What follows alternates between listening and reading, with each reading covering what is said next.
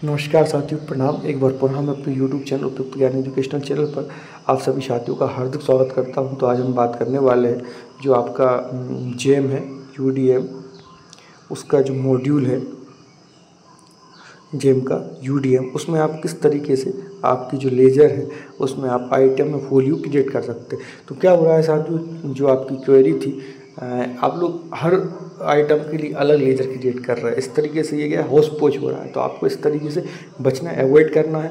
आप लेज़र कम बनाइए, उसमें आइटम अलग सेलेक्ट, उसमें फोलियो आप अलग सेलेक्ट करिए, आइटम अलग सेलेक्ट करिए। तो इस तरीके से आप जो आपका पेचीदा ढांचा तैयार हो रहा है उससे आप बच पाएंगे और आपको भी सहूलियत होगी। चलिए हम बात करते हैं किस तरीके से आप बना सकते हैं। तो हम बात कर लेते हैं पहले नॉन स्टॉक आइटम की, है ना। तो जैसा आपको पता है, आपको आजकल जो मैंडेटरी है, आपको नॉन स्टॉक आइटम की एंट्री करना है UDM में। तो किस तरीके से, तो उसमें क्या हो रहा है, आप लोग क्या करिए, आपका डेड स्टॉक जो है उसका एक अलग लेज़र बना लीजिए। ठीक है, आप लेज़र उसका बना लीजिए, उसमें फोलियो आप अलग बना के आइटम अलग क्रिएट कर सकते हैं। इस तरीके से चलिए हम बताते हैं आपको अच्छी तरीके से।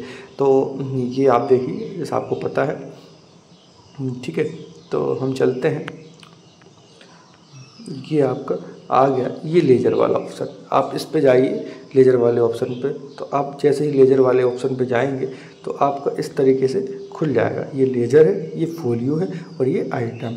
ठीक है, आप इतना तो मैं समझ रहा हूँ। UDM में आप अगर आप चलाते हैं तो आपको लॉगिन करना आता हो, और नहीं आता तो आप कमेंट करके उससे जुड़ी जानकारी मांग सकते हैं। मैं उसका लॉगिन करना, हाउ टू क्रिएट लेज़र, अभी मैं आपको लेज़र में फोलियो और आइटम मैनेज करना बता रहा हूँ, फिर मैं लेज़र बनाना भी आपको बता दूंगा। ठीक है, तो चलिए नेक्स्ट हम चलते हैं। ये आपका आ गया। अब हम लेज़र वाले में क्या करेंगे, फोलियो में चलेंगे। तो आप जैसे ही आप फोलियो में जाएंगे, तो आप हम दिखाते हैं आपको अच्छी तरीके से। अब हम कहाँ चलते हैं, ये फोलियो में आप गए हैं ना, यहाँ पे आपको सिलेक्ट लेज़र करने के लिए आएगा और लेज़र फोलियो करने के लिए आएगा। ठीक है, फिर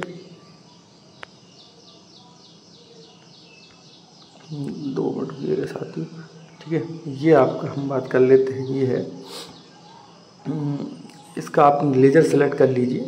लेज़र आपका पूरी क्या रहेगा, जो भी आपका डेड स्टॉक नाम से लेज़र है उसको आप सेलेक्ट कर लीजिए। यहाँ फोलियो में अगर मान लीजिए मैं कूलर का बना रहा हूँ, रिजल्ट कूलर का, तो मैंने ये फोलियो लिख दिया, यहाँ मैं सेव कर लूँगा उसको। ठीक है, ये मैंने सेव कर लिया। ठीक है, अब मैं चलता हूँ नेक्स्ट। और तो अब मेरे को क्या आइटम क्रिएट करना है। ठीक है, तो मैं आइटम क्रिएट करूँगा। तो किस तरीके से मैं अपना आइटम क्रिएट करूँगा, ये आप देखिए। सबसे पहले जैसे आपको पता है, ये मैं फोलियो वाले आइटम में ये है आपका, जैसे ही मैं गया हूँ, अब इसमें फिर से ऑप्शन आ रहा है create new laser folio item.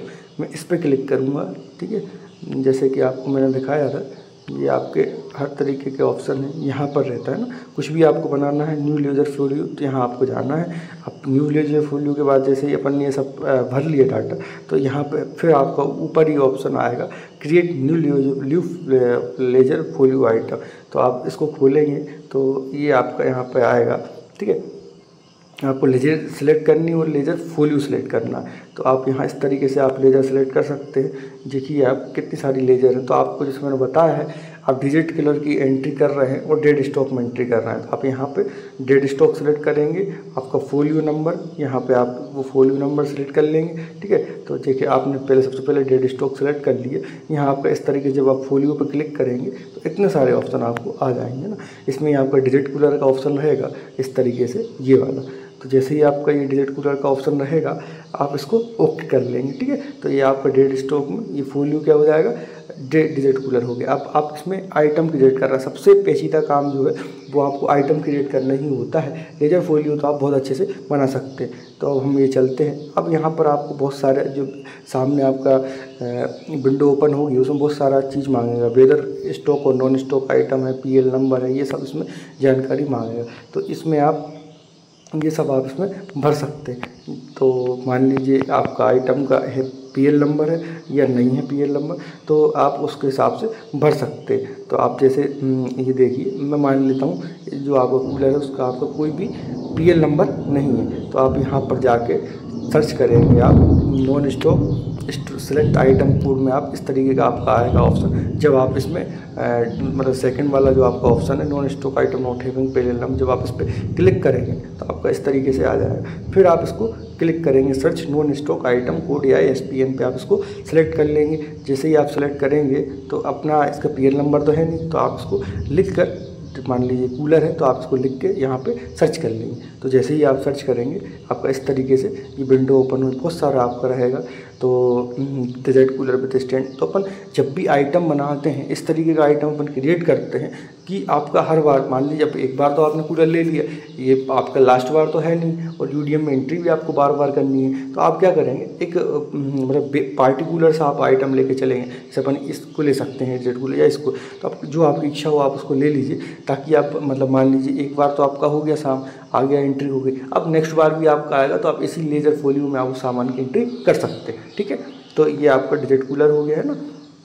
अब इसमें ऑप्शन आएगा आपका item type, item category, does item left side, it is a PS type, है ना। तो अब हम बात करते हैं आइटम टाइप क्या हो जाएगा, आप इसको अदर में रख सकते हैं। ठीक है, आइटम यूसेज किस पर्पज़ के लिए होगा, तो यहाँ आपको वो यूसेज भरना पड़ेगा। ठीक है, यहाँ पर आपकी उसकी सेल लाइफ आएगी, इनिशियल स्टॉक क्या था और आपका यूनिट क्या है, इसका मतलब किस में आप उसको नापते हैं। कूलर आप नंबर्स में नापते हैं, तो जैसे हम चलते हैं आइटम टाइप्स हो गया आपका, है ना, आइटम यूसेज हो गया। अब हम बात करते हैं डज आइटम है सेल लाइफ, इसकी अगर कोई सेल लाइफ है, कोडल लाइफ, तो आप उसको एंट्री कर सकते हैं। अगर आप यस करेंगे तो आपको यहाँ पे मंथ में उसकी आपको जानकारी भी देना पड़ेगी। ठीक, फिर हम नेक्स्ट को चलते हैं। नेक्स्ट क्या है हमारा, इनिशियल स्टॉक आपका जो भी है, मान लीजिए पहले आपके पास रहे हैं तो बोले दीजिए, नहीं तो आप इनिशियल स्टॉक में आप 0 कर दीजिए। ठीक है, बाकी मेरे हिसाब से तो आप 0 करिए, है ना। यूनिट में यहाँ पे आपको सेलेक्ट करना है, फिर इस तरीके से आप यूनिट सेलेक्ट कर लेंगे। ठीक है, तो आपने इनिशियल स्टॉक 0 सेलेक्ट कर लिया, यूनिट आपका नंबर रहेगा। ठीक है, ये आपका यूनिट आपने नंबर सेलेक्ट कर लिया है। अब यूनिट के बाद आपका एवरेज रेट, जो भी आपको एवरेज रेट रखना है ना, मतलब ऐसा रेट रखिएगा जिसकी जो आपका नेक्स्ट कूलर रहे उसके आजू बाजू रहे उसका रेट, क्योंकि उसका रिसिप्ट एक्सेप्टेंस में इसके अगले वाले वीडियो में आपको बताऊंगा कि आप किस तरीके से UDM में सामान की एंट्री कर सकते हैं। तो ये आपका रहेगा इसका एवरेज रेट। मैंने सामान का 5284 रख लिया है, और एक्सपायरी डेट इसकी जो भी आपको रखनी है। इसके बाद लास्ट रिसीव डेट आपको कब रिसीव किया था। ठीक है, इशूड डेट क्या है आपकी।